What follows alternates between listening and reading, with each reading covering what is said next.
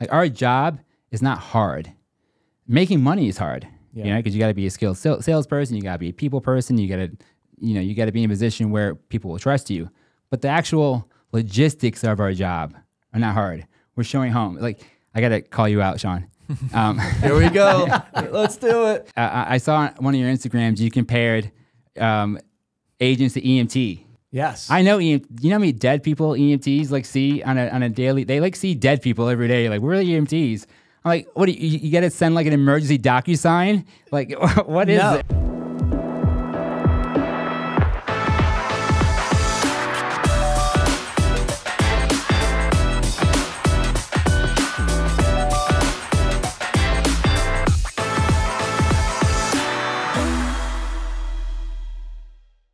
How's it going, everyone? Welcome back to another episode of the Shawn and Matt Show. My name is Matt, that is Shawn, and welcome to our show, Shawn. In today's episode, we have a very special guest with us. Yes, probably the agent that's done the most amount of business on the show.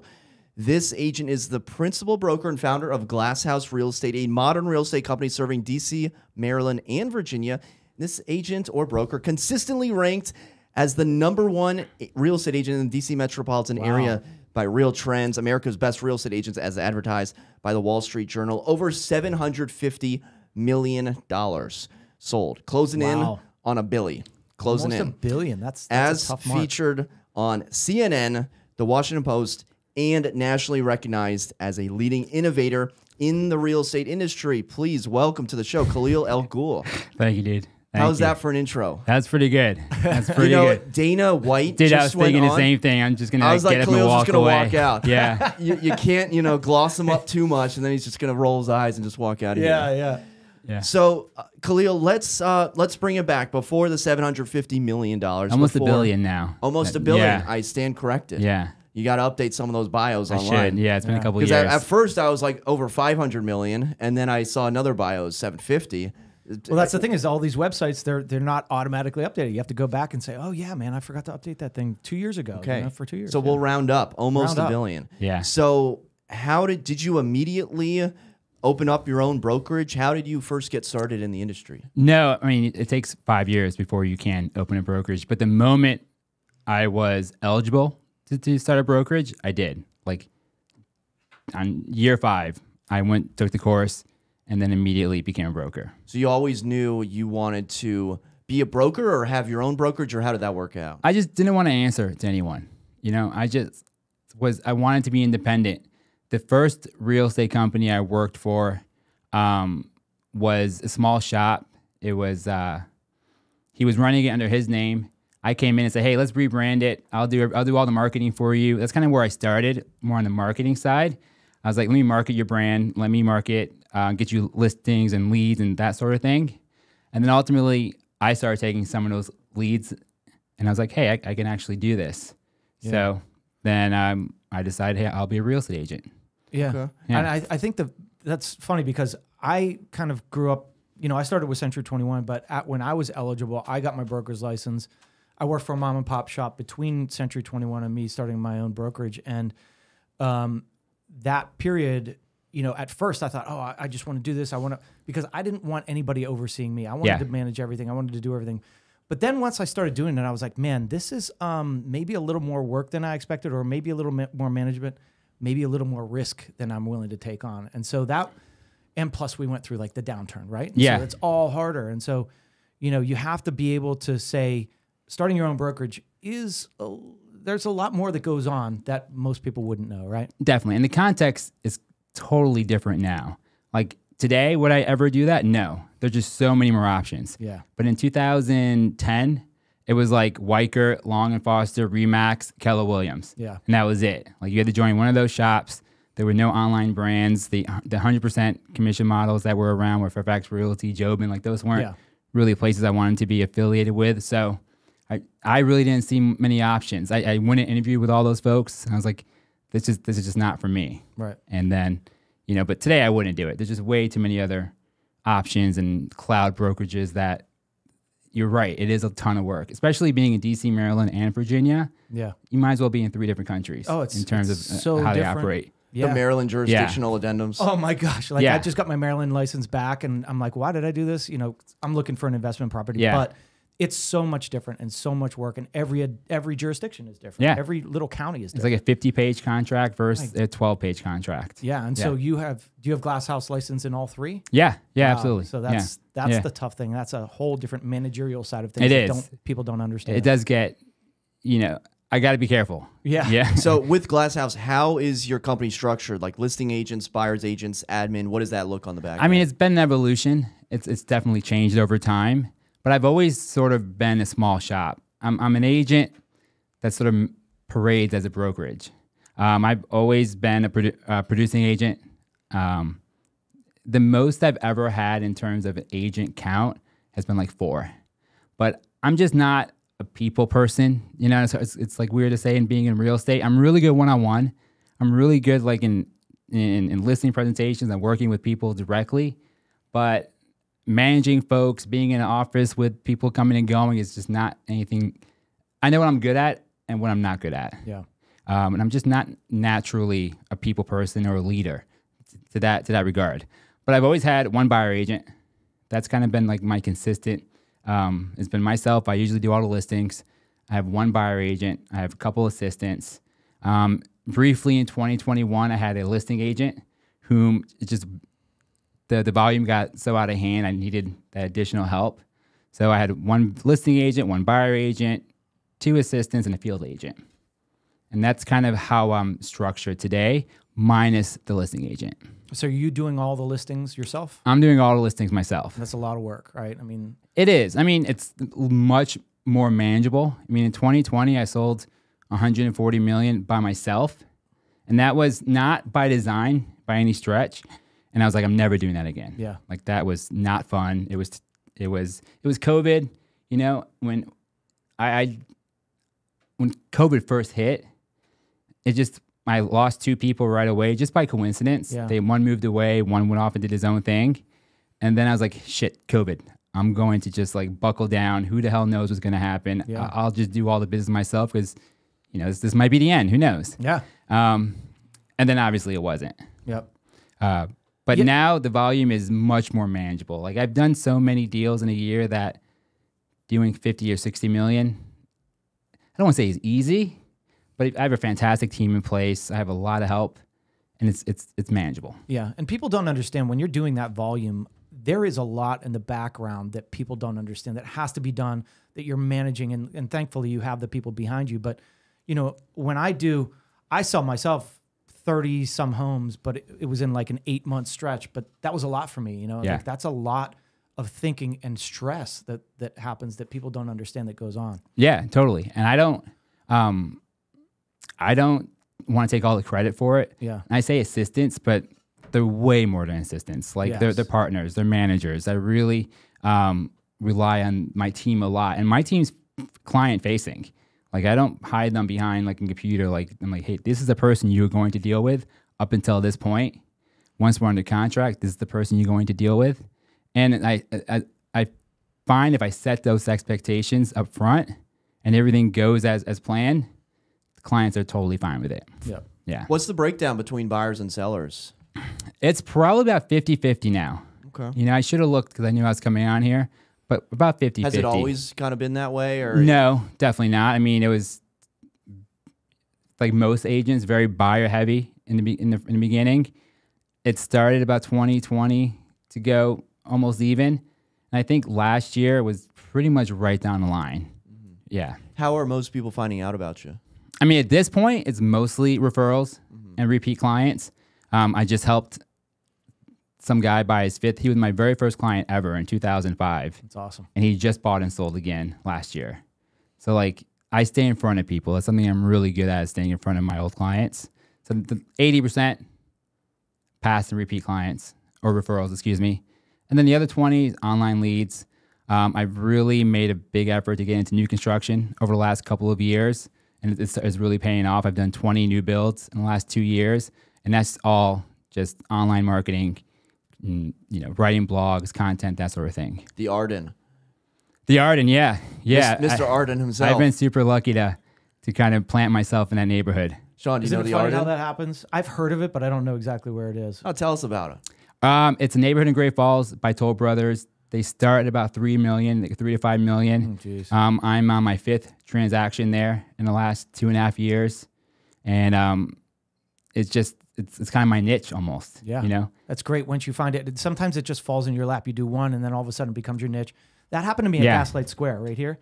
The third build of Gaslight Square, I sold 5 new ones. I'm like, Yeah. these are 8 to 1 point something million dollar places, and I'm like, how did that happen? It was just one after another. It just well, I know how it So, happened. I started documenting it really. I started documenting it on my website and videos after like the 3rd transaction, or maybe even the 2nd one, and then it's mostly the children of the buyers who are finding me, and they're like, hey. Because it's an expensive community. Yeah. It's like, hey, my dad's going to buy a house. My parents want to buy a house in this neighborhood. I found you online. Can you help them?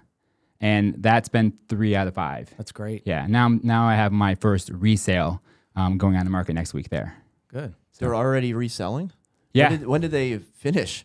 I feel Last like a they're year still ago. under construction. Hey, I man, feel like you they never still know. haven't finished. Yeah. These are these COVID buyers, these buyers just after COVID. They think they want something, and then all of a sudden, it's funny because I just had 2 people call me the last 2 days saying, oh, we moved down to Williamsburg. We want to move back. The Yeah. schools aren't what we thought, blah, blah, Yeah. blah. Twice, same conversation. One was Virginia Beach, one was Williamsburg. They're moving back. It's way more common than people think. Yeah. Way more common than people think. Are you going to be the first resale in the community? There's been one other that settled. There's one on the market now, and then mine. Because I know builders, are they still selling? They're out. They got They're one out. more house to sell, a couple of quick deliveries. Okay. You know, they do have that.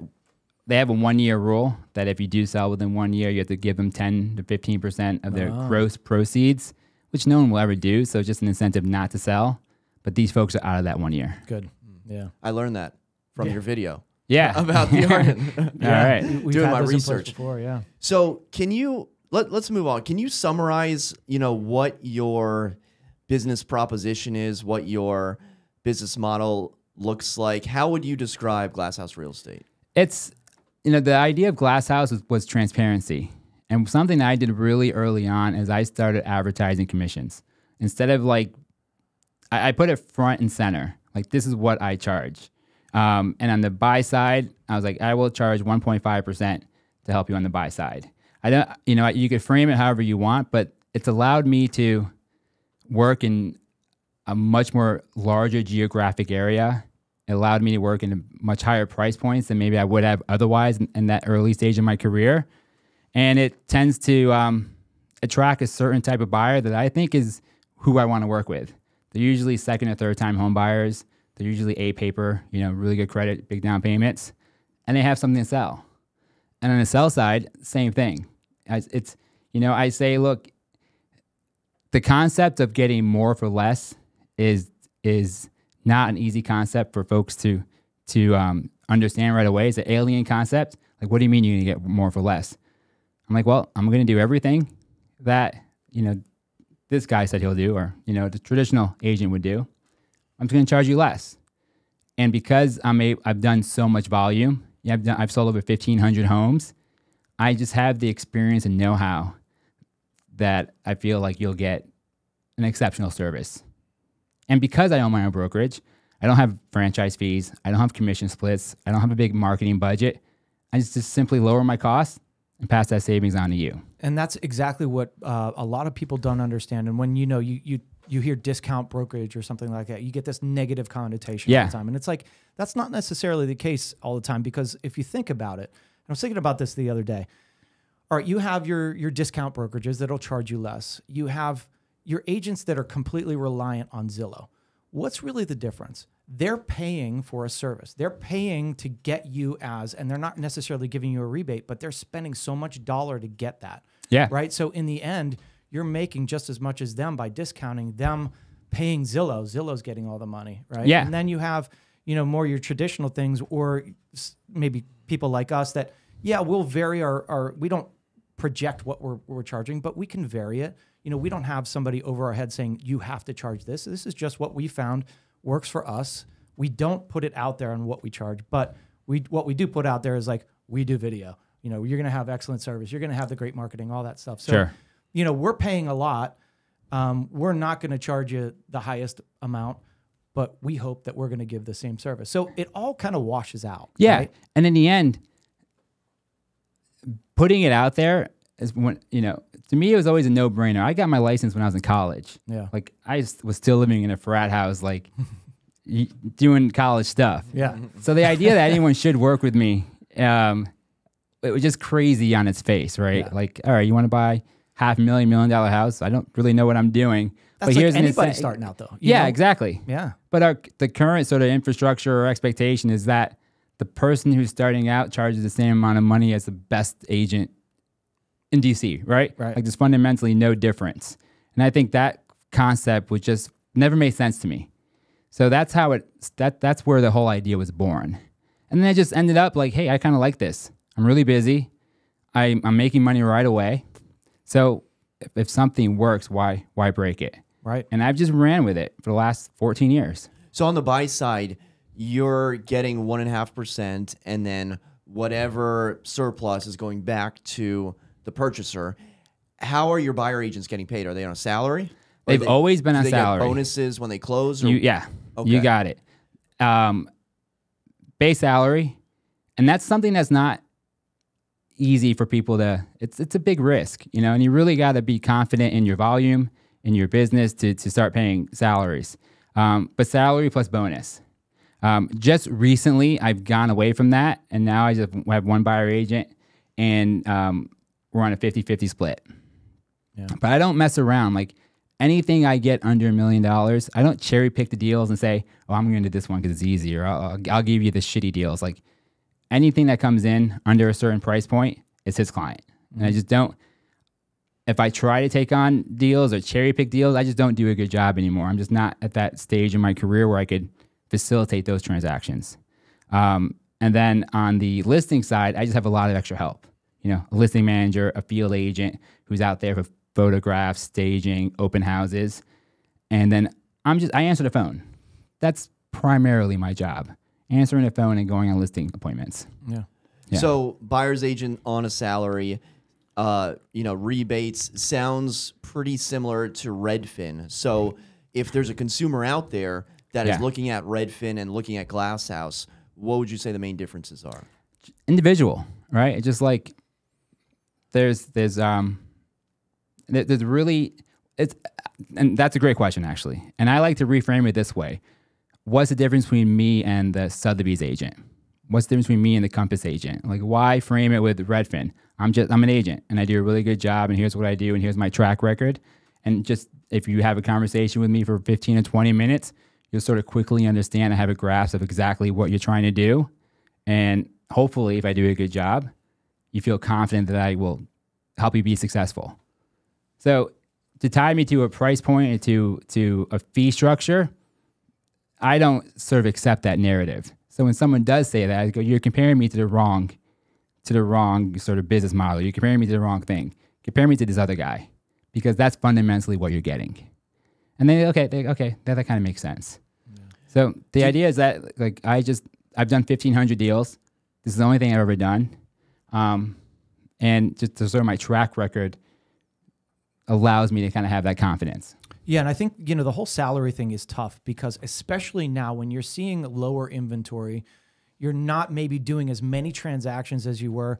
We saw Redfin announce that they were in some markets pulling back on that as well and not paying the salaries, because if you think about it, their overhead when they're not selling a lot was huge. Tell me about it. So yeah, they're making money off these people that are running their butts off, and when it's good. But when it's slow, it all turns around, and that's what's difficult. You got to be able to manage that and see where. And you were smart in the same way. Say, all right, well, maybe this isn't working. Maybe it's easier just to do it on a split basis. Yeah, the volume has gone down to a point where it makes sense now. Yeah. I'm just also at a point in my career where my price points are healthy enough, my pipeline's healthy enough that I don't need to make $1 million every year. It's nice, and I've had those years, but with my family and kids and wife and just having a life, everything changes. Everything changes a bit. Yeah, exactly.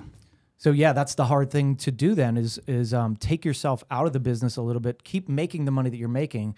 That's the hardest thing for me is, I've been doing this as long as you have, and, I grind and, do well, but at the same time, I have expenses that I need to pay, but at the same time, I want to pull myself out and spend time with my family. So that's always the tough thing to kind of get around. And I run my brokerage, I run my business like a business. So I see a salary as an investment. I don't really see it as an expense.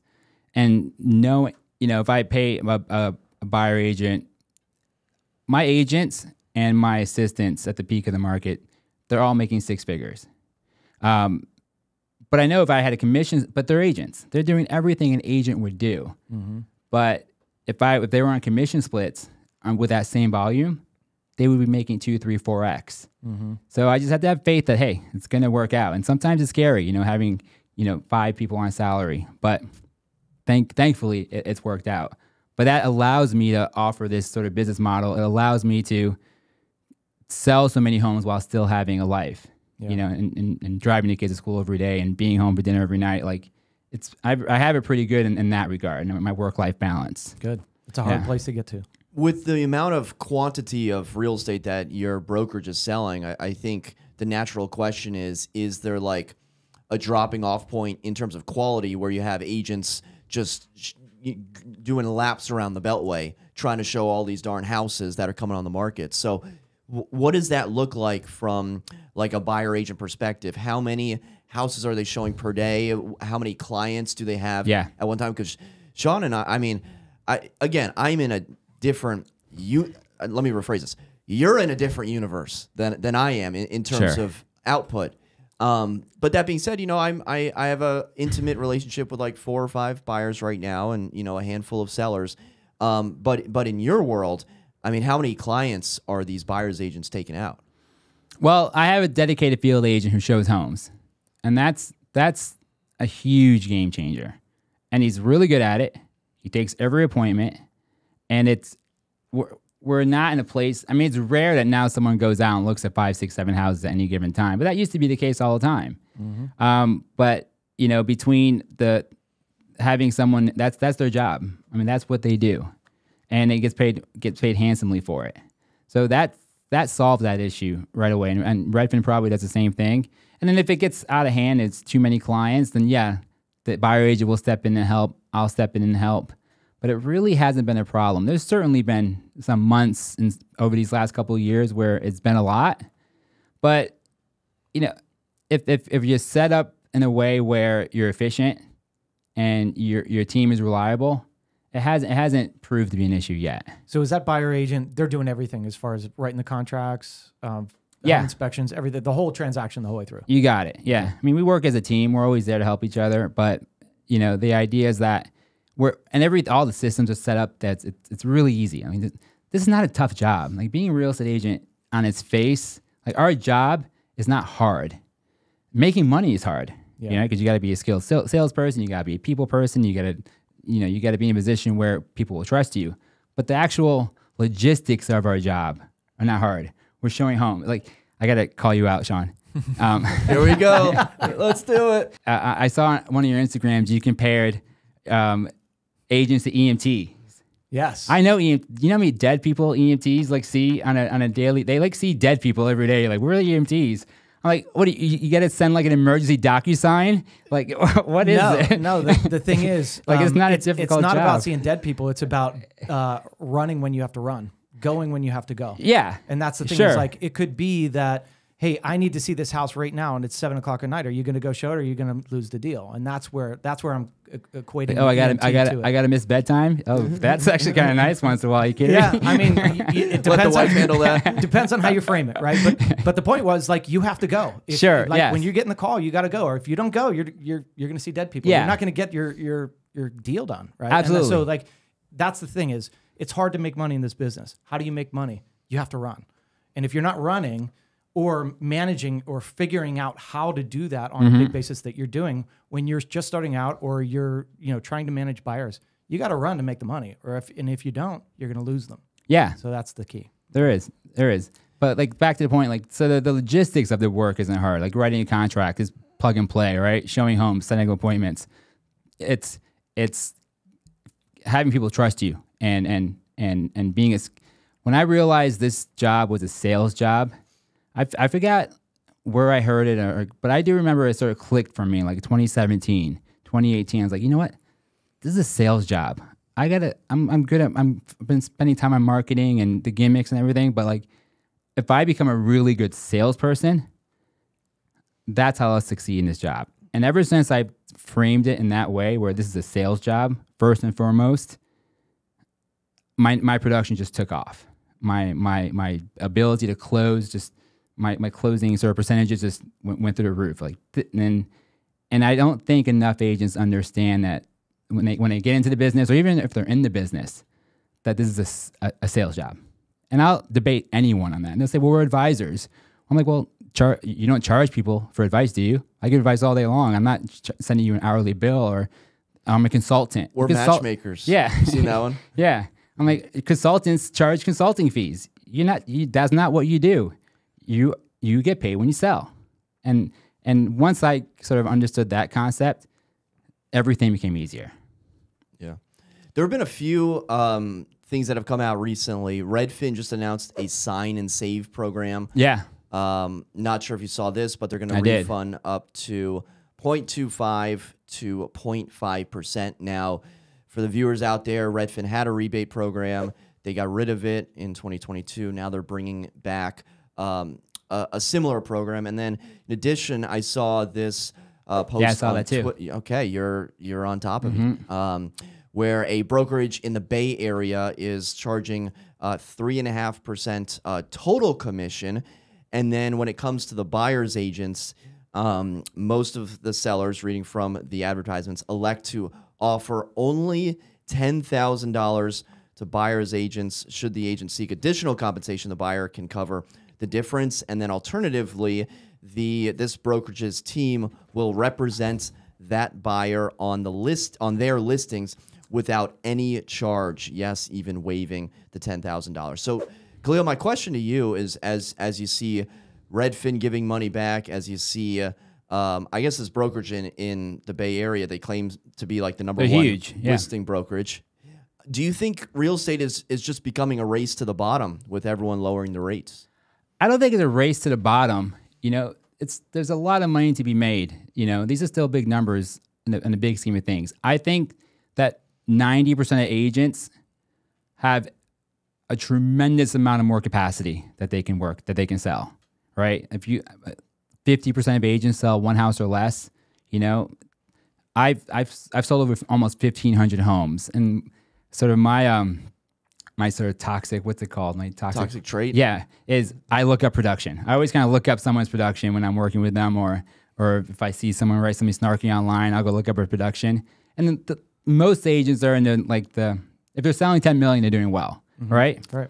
And I know how much effort that takes. Isn't that so? What I'm trying to get at is that we have much more capacity to sell, right? I've been charging these fees, but I make a lot of money because I do a lot more volume. And if this results in having fewer agents do more volume, I think on the net agents who do stick around, who do provide value, will ultimately end up making more money because there's less competition. Yeah. And what you'll see is you'll find people saying that they're busy, but are they actually busy? They're sitting there kind of making themselves busy. Sure. And where what they're lacking is efficiency. If they would just get efficient and not spend their time sitting at their desk pretending they're working or looking at whatever, Instagram and whatever, you can get a lot more done. And sometimes I think about that myself. I'm like, man, do I spend too much time on the Instagram or, putting videos together and things like that? And maybe if we just focused on the core of what our business is selling real estate, we would probably sell more real estate. And the inefficiencies of real estate, right? Something that I say to people all the time is that the newest, least experienced agent is the most profitable agent. For a team leader, a brokerage, like if I'm leading a team, or if I own a brokerage, I want the agent that doesn't know anything, that's brand new and has never sold a house or only sold a few, or maybe they're struggling, because then I could put that agent on a Zillow lead and collect 50% of his commission. Whereas if I have a good agent, someone that is skilled, I can't do that, right? And I think, and back to efficiencies, what's so different about that versus paying Zillow Flex is now up to 40%, right? There's home lights up to like 33%. You know, all these lead gen things. Whereas if we were able to sort of just get rid of those extra fees, anywhere real estate is losing like $1 billion a year, right? But still charging 20 to 50% commission splits. Yep. Like those are the ones who are going to ultimately go away. And the net commission to the agent, I think, will ultimately have to go up to make this, you know, a business we all want to stay a part of. Yeah, and that's what we've been saying is the big box brokerages have to change. They have to make a change or else they're going to die, because we know where the efficiencies are made in the commission side of things, and being charged those excessive fees as an agent. It's like, man, think about how much I gave them and for what? For what? For using a big name? Did that really benefit me? Am I that person that does that? And that's one thing that I always fought against, and I never really used the brokerage's names. Yeah. I always used my team name to push myself, and that's where people get stuck. Is they're leaning on a brokerage name too hard, and so everybody thinks they're associated with this thing. Whereas if they would just market themselves slightly different and say, "We're a team," I'm just Shawn Battle, and this is what I do. Don't rely on that thing. Your marketing dollar is going to go way further. You're going to stay in the business longer, and you can get away from the big names that are charging you so much. Yeah. Well, if you look at the jump in here, if you look at the agent migration patterns, they say the same thing. The brokerages that are giving you the most net to the agent are seeing the highest level of new agents coming on. So that's Real, EXP, United, Fathom. Whereas the agents that have, or the brokerages that have the big franchise fees like the KWs, Anywhere, Remax, and even Redfin are seeing the least amount of agents. And it's not even close. Yeah, Not and even so I close. mean, like KW lost like 6,000 agents in the past. If they're 9 around months. in 10 years, it'll be a miracle. So talking about the future of But brokerage, if you want yeah, really quick, yeah, builders have been doing this for the last 3 or 4 years. I haven't seen a builder pay full commission in Northern Virginia in 3 years, and it hasn't hurt. How do you feel about that? I mean, when you go to these new new construction selling communities. $3 million homes, it can't hurt too much, Yeah. right? Well, my fee is reasonable. I think is 1.5, and fortunately, most Well, are they paying out more than 1.5%? not always, right? So at one point, is the buyer bringing the extra? yes, yeah. Okay. So the buyer is bringing the extra, whatever it is, to the table. Have you had pushback on that?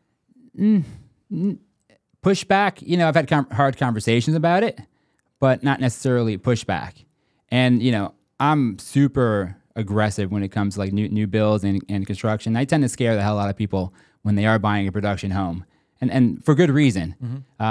So yes, I've had hard conversations, but it ultimately hasn't really been an issue. But most of the time, it's like 0.5 point is like the biggest delta I've seen.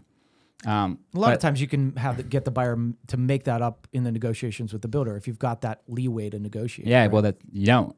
Yeah, a lot of times you don't. Yeah, That's true. you don't. If they're but I had a settlement at Stanley Martin maybe last month, 2 months ago, and they're paying 2% of base price, which is very reasonable. And I asked the settlement agent, how many agents do you see have their client make up their 0.5 point, a point, right? Because that's what most buyer agent agreements say, 2.5%. She said 0. She said, I never see it. And I was like, well, I know they all have buyer agents agreements because their brokerage makes them, but they never actually enforce it. And I think that just kind of makes this entire conversation around the lawsuits and the price fixing, it hurts that argument. Because if I have a listing agreement, I'm not going to just like charge less at the very end, right? Right. But with the buyers, okay, whatever. So are you getting that buyer agreement signed before you see the house, or how does that process work for you? That's the law, right? Yeah. Yeah, follow the law. Yeah. Yeah, Okay. wink, Well, wink. that's the thing. It's like sometimes. Well, that brings back the Redfin thing that they're doing now. Is like, all right, well, technically, you have to have a buyer agreement signed when you sign that house. So sometimes what you'll do is say, all right, well, if I'm showing you this house, I have to have this signed. We'll do it for this house only, or this today only, Yeah. or something like that, right? But what Redfin's now doing, which is very smart, because what happens is buyers are afraid to sign that agreement when they're just meeting you. They're Yep. like, I'm not signing this agreement. I don't even know you. Like, how am I going to, I'm just seeing one house. So what Redfin did was like, all right, you saw this one house with us. We signed an agreement for that day. Now, the next time you go and you want to see a house, before you do that, if you sign up with us for a 6-month period, then we'll give you this rebate. And that is how you keep people at, as your buyer or as your buyer agent, right? I mean, like, it's really hard when you are doing Zillow leads or stuff and you're going to show places. They can go off to some other real estate agent anytime. So the thing is, how do you get them and retain them? And that's the big thing. And that's really smart by Redfin to do that. I mean, easy come, easy go, right? Right. Exactly. But back to buyer, when that law was created, and I'm a broker, so I'm always like, I'm super dialed in with the industry, with regulation, with everything that's happening with these lawsuits. Maybe too much, right? It's probably I'm probably dialed in too much. But what was my point? The buyer agency agreement law. Yeah, it's ridiculous. I mean, it's a terrible law. It was designed by associations to sort of protect buyer agency, and the agreement is. I remember like the agreement in itself is such sort of a corrupt agreement, and it just doesn't help us as agents from a perception point, right? The agreement says this is how much I'll get paid, right? You put your commission in there, 2.5%, and don't worry, most of the time, the seller will pay it, and it's baked into the price, whatever, right? And we say, you're bringing the money to the table. This is actually a cost to you. However, if the seller wants to give me a $10,000 bonus, I get to keep it. Well, wait a second. You're charging me 2.5, but if they're going to give you a bonus or something that's actually going to be rolled into the price, I'm going to pay more for the home. You just automatically get to keep it. What other contract works that way? Yeah. And these little sort of things that we do as an industry around commissions and sort of around our fee structure is what is causing all this backlash now. And it's all evidence that's being used in the courts. And it's why they're losing all these lawsuits. And agents really need to prepare for like what's coming down the pipe. I was invited to this, panel. It wasn't that Bright hosted just for brokers only, and like every broker in Northern Virginia was there. And it was the lawyers from Bright, and they had some big lawyers, and they broke down the case. And the net conclusion of all of it was, buyer agency is going to go away in terms of cooperating commission. There's just no other way for this to go away. And the lawsuits are one thing, but the Department of Justice is actually interfering with all the lawsuits and opposing any settlements that these lawyers might want. They're like, hey, judge, don't accept these settlements unless they get rid of this rule, cooperative compensation. Okay, and so what do you think happens at that point? Does it go back to a sub-agency situation? Is there, how do buyer agents get paid? Is it going to be just a contract between the... I mean, it really shouldn't change, right? I mean, if we're being honest about what buyer agency agreements say, why...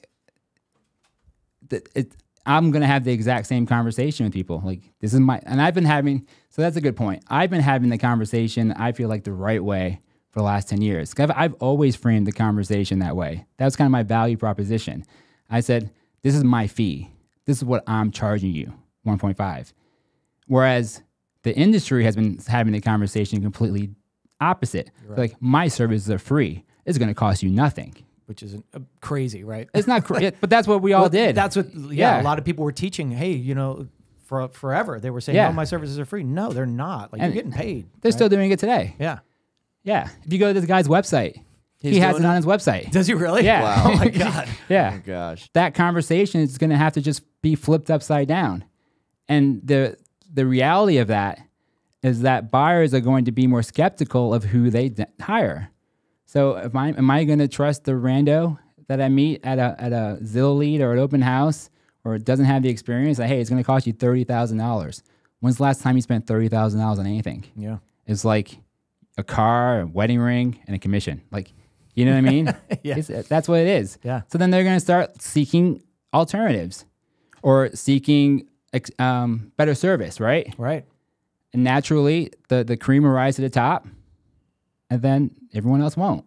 That's right. So, and that's where, where I'm not terribly worried about it. I'm really excited about it because I feel like I'm really well positioned for it, and I've been having that conversation that way for as long as I can remember. And I don't know. We'll see. Yeah, I mean, I think that's the thing is there's a lot of agents out there that are so scared, right? Oh my gosh, it's going to go away. What am I going to do? How am I going to make my money? But it's like, listen, if you have the experience that you have and you can sell a property and you can manage and know what people's expectations are and what they want and find them what they want and help them get it, then you're an asset and you're going to get paid for that ability. And so that's the way you have to frame it. Otherwise, you are going to fail. If you have this thought that you're going to fail because buyer agency commission's going away, there's been so many ups and downs in our industry since 2005, since we started. There's so many things thrown at us like, oh my gosh, this is going to happen. What are we going to do? What are we going to do? There's fear, like, oh my gosh, the sky's falling.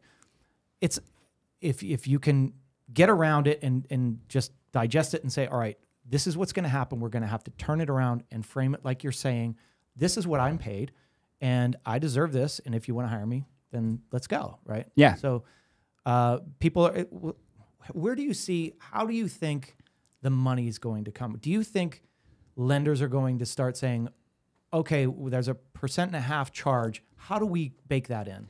Yeah, I think that's the easy part. Right. You know, just they'll put a line in the contract and that'll solve that, right? We're all in cahoots, right? The lender, title, everyone's in cahoots. So they don't want to break the system completely. So ultimately it'll be financed, you know, unless it really goes off the rails. But I think ultimately it'll be financed. And if you're a brand new agent that doesn't have any experience or, you know, maybe you're outside your comfort zone or you're outside your price point that you're comfortable working, you'll say, hey, I'll do it for less. Yeah. You know, but if you're the best agent, you know, in town and you could say, I'll do it for more. It's just going to be like the way lawyers charge or the way doctors charge, right? Like if I hurt myself, yes, I hurt my back a couple years ago. Mike Slocum, right? Yeah, right. No, yeah. I was like, who should I see from my back, right? And I was getting all these recommendations, like this guy's great, she's the best. I'm like, well, they're not in my network. I'm going to go see a guy in my network, right? Because that's what people do, and that it's a lower cost. It's lower cost. It gets the job done, and it's practical, right? And that worked for me, but for some people, and a lot of people, it won't. Like they'll just go get the best. They'll pay a premium, and that's also fine.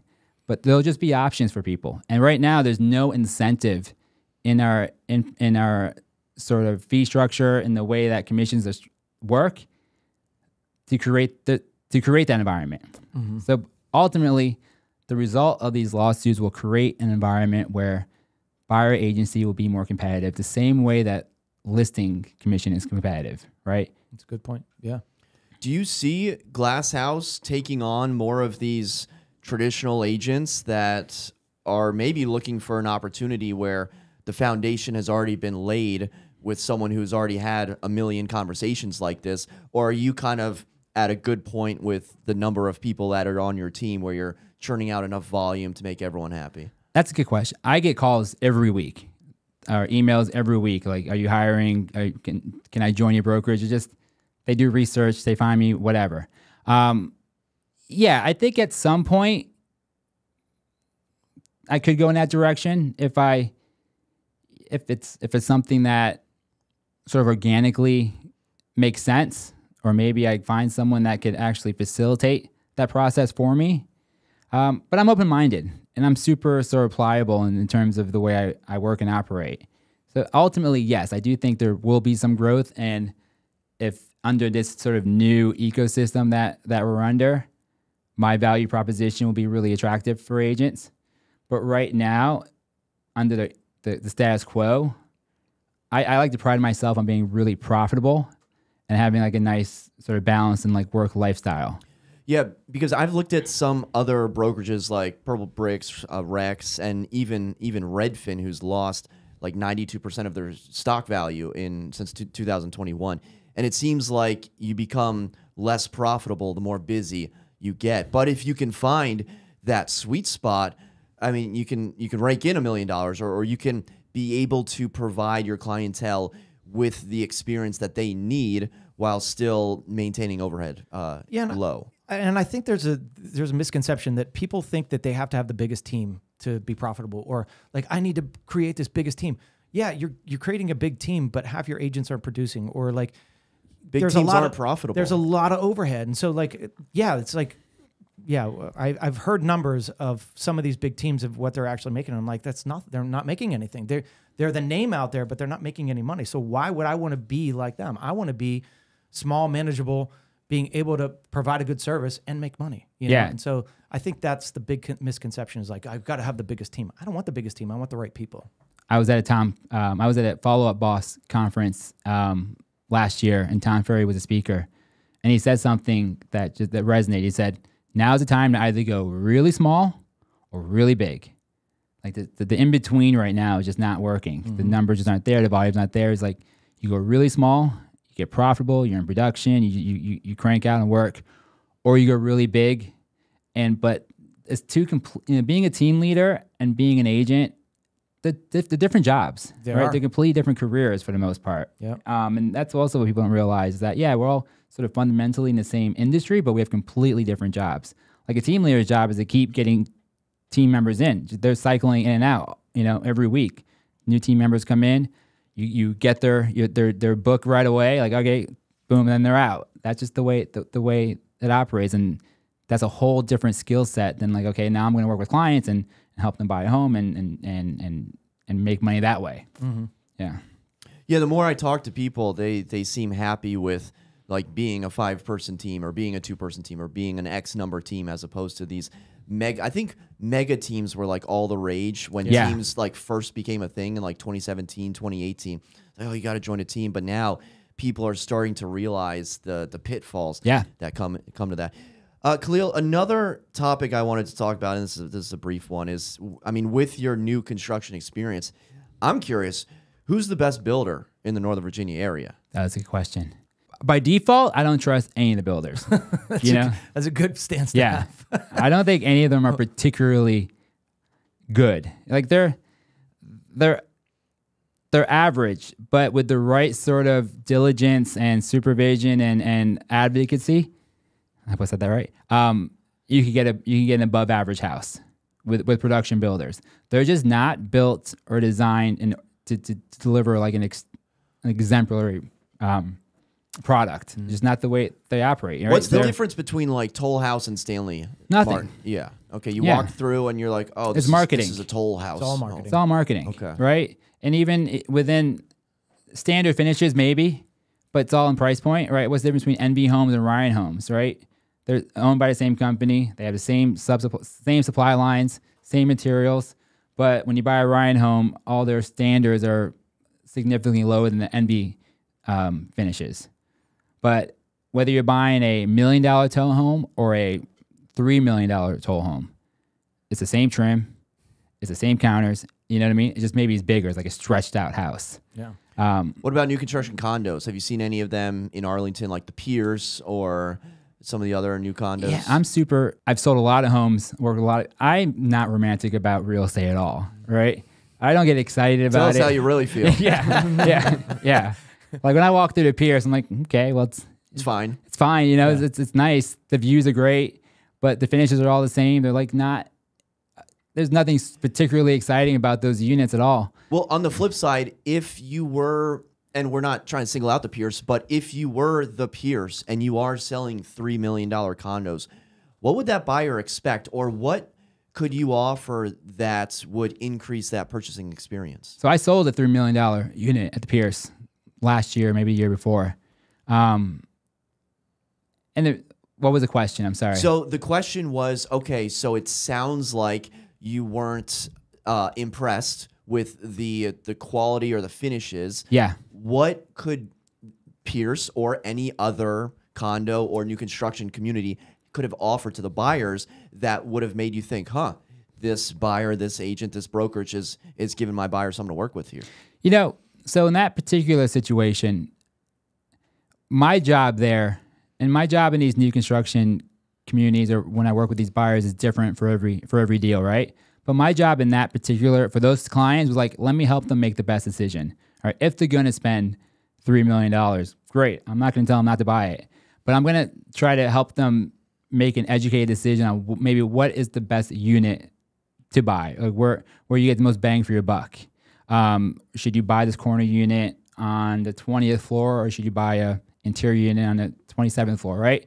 Same price, little nuanced differences, but what makes the most amount of sense and why, and try to help them come to a decision they feel really good about. You know, the peers is like, what they do is whatever. Like the units were all pre-selected and finished. And also trying to get the best deal at that time. They were still negotiating back then. I'm sure they are now. But just making sure that we're getting the fairest deal possible. That's all they can do, right? Just be transparent and say, hey, we sold these units for X, and here's why we're charging Y. That's ultimately what I'm trying to just get to the truth in these situations. And what they can offer, the things that they could do differently like I'm not going to be, there's nothing that like wow me. You know what I mean? Yeah. It's like, let's just get to the truth. Great. It's a great unit, great view. It's expensive, but I don't tend to get excited about any of that stuff. I'm like, all right, well, F you. Like why are you charging as much? Why did this guy pay less? You know, how come this unit is this much more than that unit more, yeah. when frankly, it's not as nice or something like that. Right. And those are the conversations that I'm having. And that's what I'm really looking for. You know, for the peers, for example. Yeah, and if you think about it, I mean, why are builders in business? They need to make money. They're not going to. They have plans, right? And these plans are going to be the same over and over again. Their finishes might be slightly different. They're not going to offer that rate ahead. They have maybe 7 different tiers of granite or quartz or whatever you want, and you're going to pay for that. And those are the things that you can select as you go through the process. But in the end, you know, even our local builders, the smaller builders, they have plans that they use on the lots that they can find, right? Yeah. And it's going to be the same thing over and over again. So sometimes it's location, right? Yeah.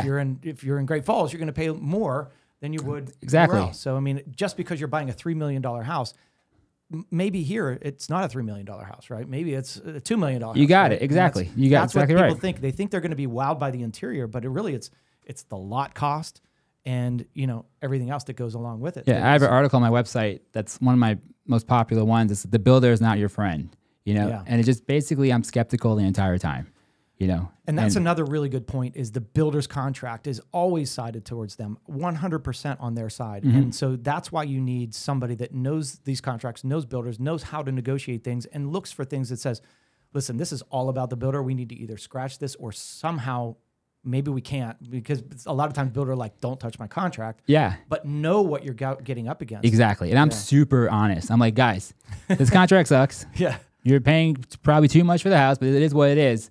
But at least just know this, right? Like I'm not going to, I have, people always say, is this a good investment? And I'll say, I'll show you a good investment. It's not a brand new house in a nice neighborhood, you know? You're always going to pay a premium for a brand new house. I'll show you a good investment. But this is what it costs today. This is the best deal that we can get on this product today. You know, I was on a panel way back when, and someone said, do you ever encourage clients not to buy a house or not to buy? And everyone else on the panel go, yeah, you know, whatever. I'm like, no, it's like, that's not my job, right? If they decide they want to buy a home, I'm going to help facilitate that transaction to the best of my ability. I'm not going to try to sway them on what they should or should not do. You know, like I'm not smarter than that person. That's not my life. Everybody has different likes, dislikes, and things So, that they want. And there's a house for everyone, right? Like someone's going to buy the house. If it's a shit house that has a lot of problems, again, this is a shit house with a lot of problems, and maybe it's a good price at this number or at this price. Yeah. Right? But I'm not saying don't buy this house. I'm saying if you buy this house, pay this amount. This is what you're going to have to deal with. Yeah. And this is what you should prepare for. And then ultimately you make the decision. And people tend to appreciate that honesty versus whatever else I might say. Yeah. I mean, we've definitely had people buy ugly houses in the past. You know, Yeah. everybody's perception of what they want is completely different. You know, what you like is totally different from what I like. Yeah. So let them buy what they like and get them the best deal that you can for that property. Breath of fresh air. I mean, I veto properties all the time. My buyer's like, hey, I want to go see this. I'm like, no, you don't. Like, here's why. Here's why. Maybe that's why they're still looking for a house. Well, I'll do that. Like if it's on a main road, I'm like, listen, main road, you got to look. I mean, do you really want to live with the traffic noise? And you got to think about resale, right? That's another thing I talk a lot to people about is like resale. How long are you holding on to this? And think about it when you go to sell, you're going to have this, those buyers are going to have the same questions and you're going to get the same response when you go to resell it. So think about that. Do you want to pay the lower amount now and be hurt later Why does it hurt later though? If it's a lower amount now. It doesn't. But that's the thing is like you think you can get what your neighbor got or the neighbor behind you, but you can't because you're on the main road. So you always have to keep thinking that I'm a little bit less than the people behind me because of the main road. It's educating them, right? Yeah, exactly. You know who buys homes on main roads more than anyone else? Builders. Real estate agents. Real estate agents, really? It's true. I sell a lot of homes. I'm like, whenever I sell a home on a main road, I check to see who owns it, and it's not uncommon. Really? That as an agent, because you get the most. I could totally value? Flip your argument. I could say Get you the get bang the for your most buck. bang for your buck. You could be in the better neighborhood, in a better school district, and this is one downside, but look at all these other upsides that you do get, right? It's totally true. And what are you gonna let your kid run the street on a non-busy road? Probably not. You know, I used to live on a cul-de-sac, on a dead-end road when my kids were little. But I still didn't let my kids run the street. It was still busy enough that I'd be a little worried about it, right? Yeah. So if I'm on a main road, it depends on obviously how busy it is, double yellow versus 4 lanes, whatever. But there's pros and cons to everything. And I don't just look at you frame that conversation to hear all the negatives. Or I would have framed to hear all the negatives and hear all the positives. Yeah. Right? School district is a big thing right now, and that's getting into that. The one you want is hard, and it's very expensive because everybody else wants it, and that's what drives up your prices. But if you can find something maybe on a busier road, then then I live on a slightly busier road. Yeah, but I live in the best neighborhood I think in Northern Virginia. Yeah, so it's worth it. I didn't know you lived in Lion Village in Arlington. No, Beulah Heights in Vienna. There you go. Yeah, I was on Instagram the other day, and someone said that Creighton Farms is the best neighborhood in Northern Virginia. It's up. I wouldn't disagree. I looked it up, and I know Creighton Farm. Like, I'm not gonna say I know every street, but I was doing kind of the mental gymnastics. I was like, okay, technically Northern Virginia, technically like $3 million houses, private golf course. I was like, they got a good argument, but if you want to get anywhere, you're gonna lose the best neighborhood crown. No, I don't know. My wife rides. My kids ride horseback riding. During COVID, we rented a farmhouse for 2 years just to kind of see, hey, do we like this? We liked it a lot, you know? Like, you talking about Creighton Farms or where? Western Loudoun County. Western, okay. Creighton Farms is an HOA, which I'll never live in a neighborhood with an HOA. So that probably disqualifies that neighborhood as the best neighborhood for me. Like, if you were to do power ranking, is Creighton Farms in the top 5 for Northern Virginia? I don't know. Maybe. I mean, it's all personal. There's an HOA. Right? Yeah. It's like $1,000 a month. I'm not an HOA guy. Not an HOA guy. Yeah, I'm not an HOA guy. Yeah. Well, lucky for you, we do a segment on the show called In or Out, whether you are in or out on a property. Now, the way this works is that I'm going to tee up a property for you in the Northern Virginia area, go through the photos, talk a little bit about it, kind of sell you on it. Yeah. And then you're going to tell me if you have the money and if you're in the market, whether you are in or out on the property. By the way, this one is not in an HOA. All right. So he's so far he's not out. I'm not saying he's in, but he's not out. Yeah. So Khalil, let me introduce you to 1111. By the way, first of all, how are you saying this address? It's 11,100. You just say it like that? Yeah, you got it. 11,100 Kings Cavalier Court in Oakton, Virginia. So this is 5 bedrooms, 11 bathrooms, 20,000 square feet of living space on 11 acres. A classic beauty throughout this breathtaking estate, private, expansive, and just 15 minutes from Dulles International Airport. Nowhere else will you find a harmony of modern luxury and history that serves several acres, a convenient location, and seclusion as marvelous as Edge Hill. You know when the house has an actual name, it's like a legit property. So, Khalil, for $15 million. Can I see a satellite view? Yeah, you got to see the satellite view because that might sell you. We are going to get to the satellite view here. I mean, you got 11 acres. The backyard kind of looks like Versailles at times. No pool. You got a lot of acres. No pool. Yes, there is. Hold on. I thought we had a pool. All right, Yeah, I'm keep clicking. going. All right, so we got the tennis courts. Maybe you can make that into a pickleball court as well. There's the pool. Yeah. $15 million. You're going to get your pool. Sure. If we can get some drone shots, there's a satellite view. We got a little water park situation happening. Got some drone photos as well. There you go. That's the money shot. Why did I have to click that's a shot right there. 67 times to see that shot? I should not have had to do that. So that's Khalil, actually good feedback. For $15 million, are you in or out on the Oakton Edgewood house? I like that house a lot. Edge Hill, yeah. excuse me. Regardless of the price, it's just a classic, Beautiful. well done home. Yeah, and it's not cookie cutter. I'll take so it. Yeah. you're in. I'm in. He's in. Yeah. Okay. Yeah. That's amazing. Yeah, It's 11 acres. Quick. He's in. Hang on, a $15 million spend. Yeah, that's the easy one. That's Yeah. an easy one. Sean, is it easy for you? It's not that easy, man. Khalil, you're Walk me through it. It's gorgeous. My only hesitation would be $15 million in Oakton, right? Let me do a Google Maps situation while you're talking. Yeah, I kind of thought the same thing. Yeah. I love the going. house. I think the water park, the grounds of it are gorgeous. Everything about it is beautiful. The property is gorgeous. I don't need a 20,000 square foot house, but if I had $15 million and I needed a 20,000 square foot house, I would buy it. But yeah, my only hesitation is that you're in Oakton. All right. You know what would make this segment better? Yeah. What's that? Options. Options. A and B. A or B. Okay. Yeah. Okay. Tell Because us. ultimately, yeah, obviously I'd buy it, but if I had an alternative for $15 million, it probably wouldn't be in Oakton.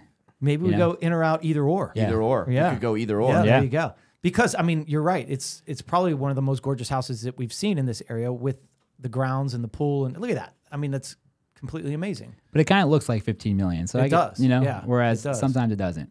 You're right. So, Sean, you are. So I guess I'm out because it's Oakton. Because I'm not paying $15 million in Oakton. I guess that's the only reason I would be out. So when I look at this house, I see everything. I see the water. I see the sport court, the tennis court, the pickleball court. I see all the bedrooms, all the bathrooms. I think it breaks down to 7 full bathrooms and like 5 half bathrooms. And it looks like there's another house in the back there, right? There's probably a guest house in yeah. the back. When you're on Google Maps, it's Oakton. See, you don't even get the Vienna address. Like, you know how sometimes you're showing a house in Falls Church, but then it has like an Annandale address. Yeah. And you're like, oh, you get the Annandale discount, even though it's like technically in Falls Church. It sounds weird to say, but $15 million in Oakton, on principle, I'm out. So in Northern Virginia, what can you get for $15 million? Anything? Can you buy any house? All right, maybe you can't buy the $50 million Gold Coast estate in McLean. Maybe you Yeah. can't buy whatever embassy is next to, you know, the Saudi residence on the Gold Coast, but you can buy pretty much everything else. And the one thing about this property, okay, it's so nice. Maybe it was renovated at some point, but you can't renovate it any closer to DC. You can't renovate it any closer to areas you have to be. So I get it. You're close to Dulles. Oh, great. You're close to leaving Northern Virginia. All right, well, maybe I don't want to leave Northern Virginia. Maybe I want to enjoy Northern Virginia. So Yeah, I think the location, the Arlington, DC, I think that trend's reversing. Yeah. Well, we've seen that. We've seen that trend where people are I'm like, moving get out. away.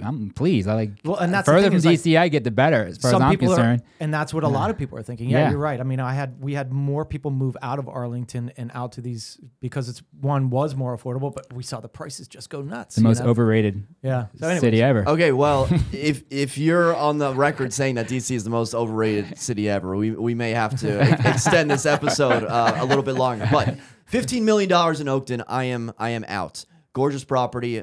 Can't do it for 15 in Oakton. Maybe Now- give me 7.5, Okay. and we can talk. I know that's a ridiculous price? slap in the face. To I mean, look at the property though. That this is one property? of the prettiest properties I've seen. Yeah. in it's a long gorgeous time. property. Yeah. Khalil, have you shown this property? I mean, it's been on the market No. for a while. The buyer could get a nice little rebate. No, I haven't. All I need is a barn. I had a barn, it'd be perfect. Okay. Yeah, horses. Yeah. Doesn't have a barn. Well, Khalil, as we're wrapping up, why don't you tell the good folks where they can connect with you, website, email, social media, if they're interested in getting in touch. Just Google it. Yeah, it's easy. There you go. Yeah. Yeah. Figure it out. Dude, I love when you go to like events and someone's like, hey, do you have a card? I'm like, no. Yeah. Like just, they're like, what? I'm like, I could not be easier to find. Yeah. Just Google my Yeah. name. You'll Look find me it. up. I'm not going to give you a piece of trash so you can throw it away. All right. Well, for Khalil, Shawn, and myself, thank you so much for watching. Until next time, we'll see you then. Take care. Thank you.